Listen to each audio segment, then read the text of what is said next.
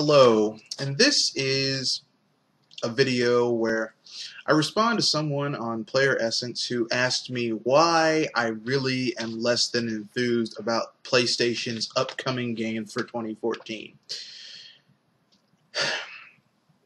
How could I say meh to their games? Well, here's a vid explaining why.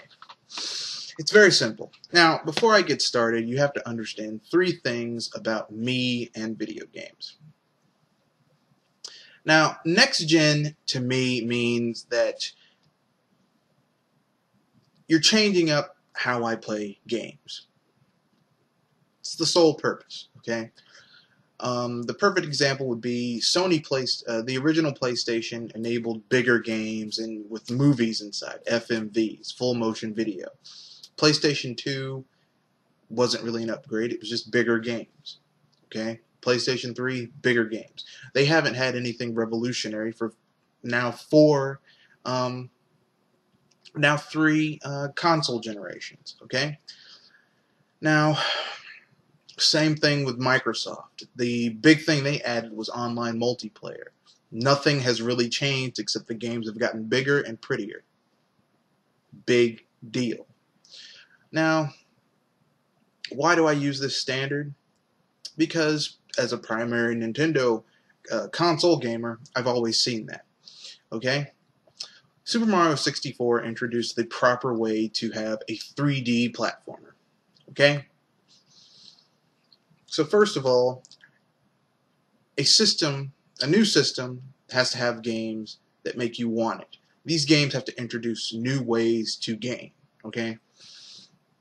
Or a fulfilled promise. Number two, these games have to have games that either somehow have to add something, a new dimension to gameplay that you would not have last generation. From what I've seen, these games are simply prettier versions of last generation games, and I'll get more into that once I move further, get past this caveat portion of the video. Then lastly, a new system has to have games that basically that are exclusive, that you can only get on that console. Over 60% of the games that are must-have PS3 games are multiplex or timed exclusives. I'm sorry, but no. Stay tuned for after the break for why I just don't really give a shit about any of Sony's games coming out in 2014.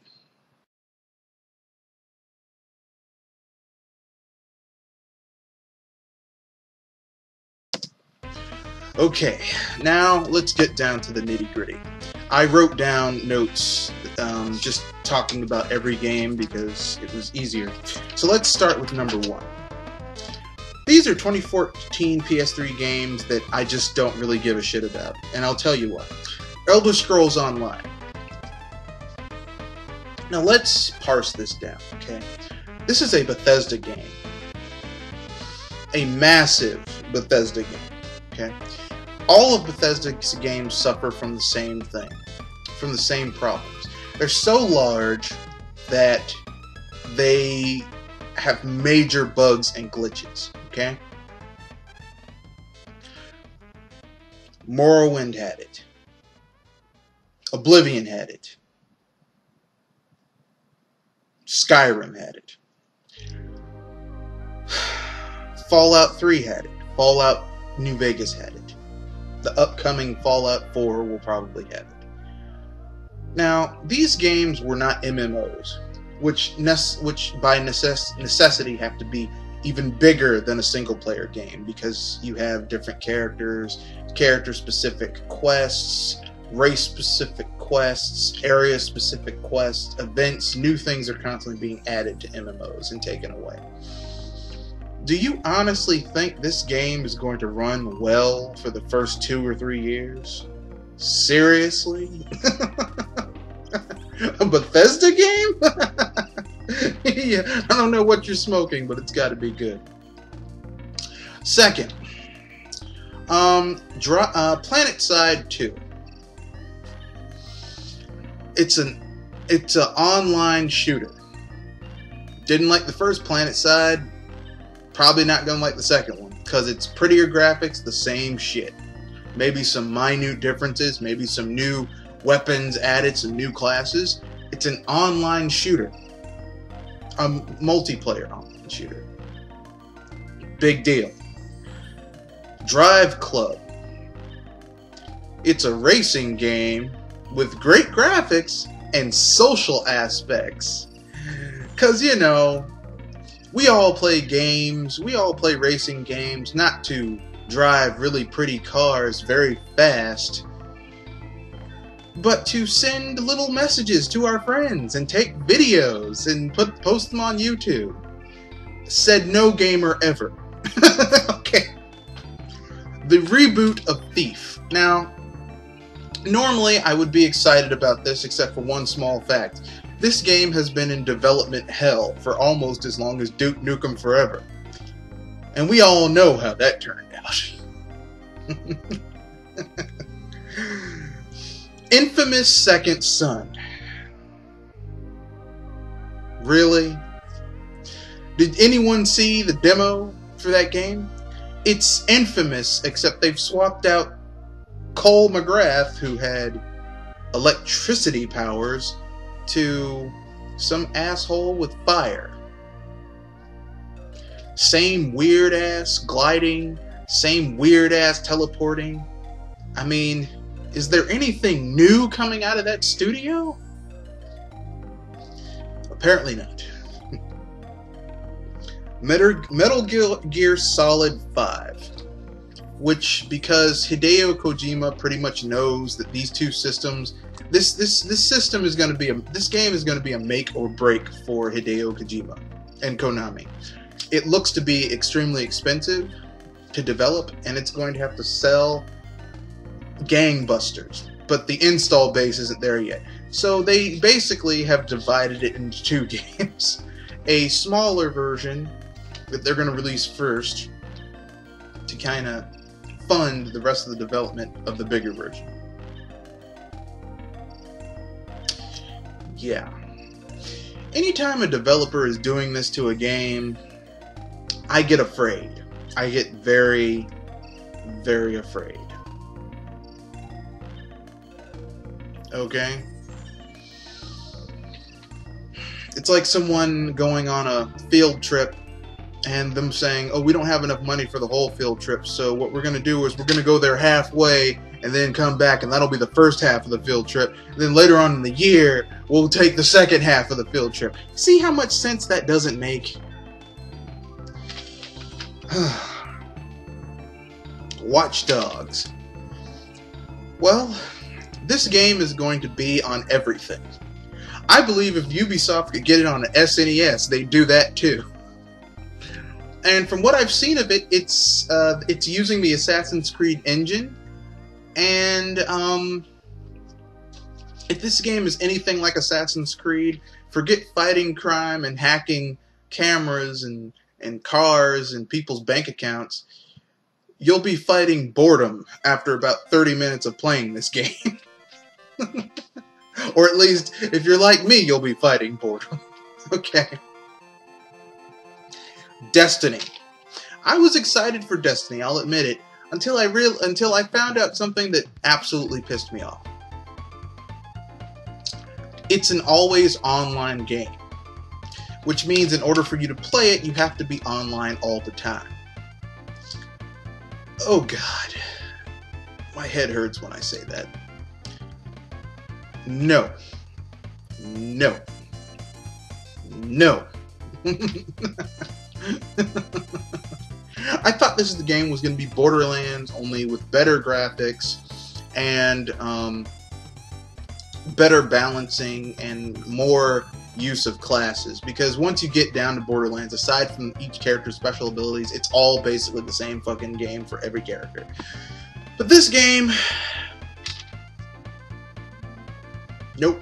Nope. Which means once Destiny is not supported anymore, if the network goes down, you're not going to be able to play your game. No fucking way, man. No. The Crew. Another racing game. An open world racing game, because that's just brilliant. More boredom. Dragon Age Inquisition. Now, this is a very interesting game, except for one small problem. It's coming out for the PS3, Xbox 360, and the next-gen console, so if you get it, you're essentially just going to be having prettier graphics. Maybe a little bit of exclusive content that can only be done on those more powerful consoles. Nothing to say, oh, this is a must-buy. Okay then, we're moving on. The Division. It's an MMO. Probably will have microtransactions. It's a third-person shooter MMO. Ooh. I'm excited about a third-person shooter MMO that will also, on the PS3, utilize the Vita as a off-screen, as an asymmetrical gameplay, and on the Xbox One, Smart Glass, if people want to go out and spend $300, $200 to experience the asymmetrical gameplay. No one wants to. Okay. The Order 1866. More steampunk? Haven't we had enough steampunk? Can't we do something different besides steampunk? BioShock. BioShock Infinite. BioShock 2. Haven't we had enough of the steampunk? Can't we do something else? Can't we, I don't know, go to the future? Go to the past. Steampunk is getting on my nerves. It's like people want to say we want the quaintness of old school, but we don't want to have it be totally mundane. Dying Light. Zombies. More zombies. Seriously? It makes you almost miss Nazis in video games. Because I'm getting tired of zombies. I'm ODing on zombies. Yes, I said it. Next, Transistor.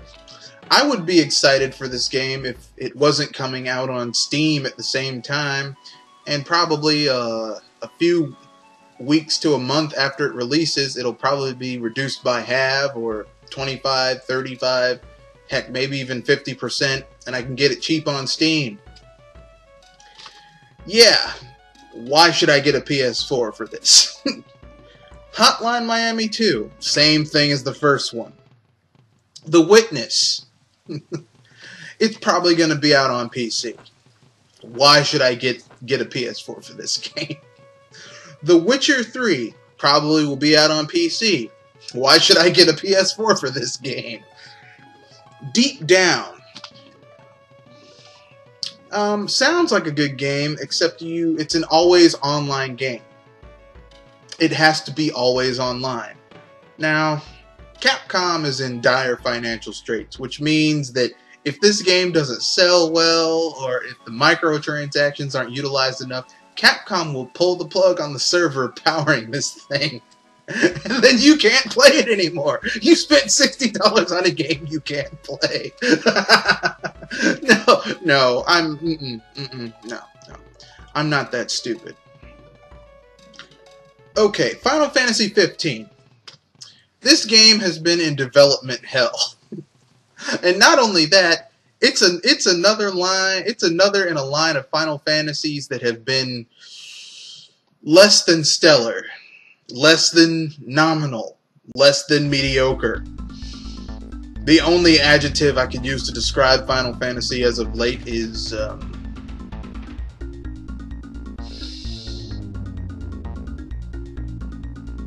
shitty.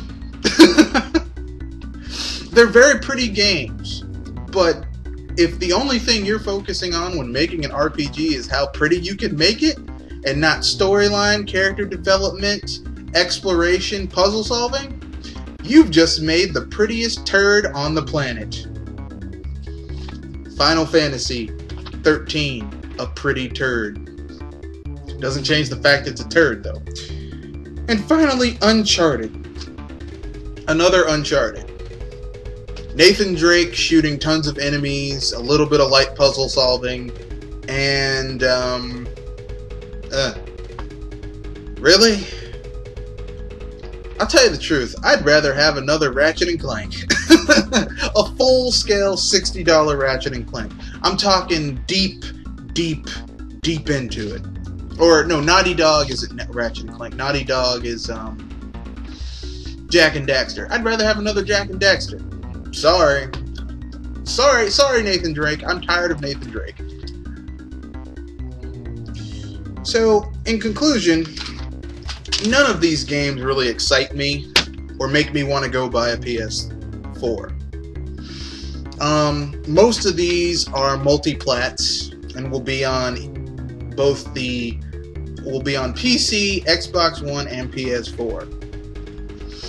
A lot of these were done with on dev kits and high-end computers. They will not look that good on the PS4. And frankly speaking, I've had enough of Sony and their third-party studios BSing me with how good a game looks, and then it turns out to be a steaming pile of you know what. Now that I've gotten that out of the way,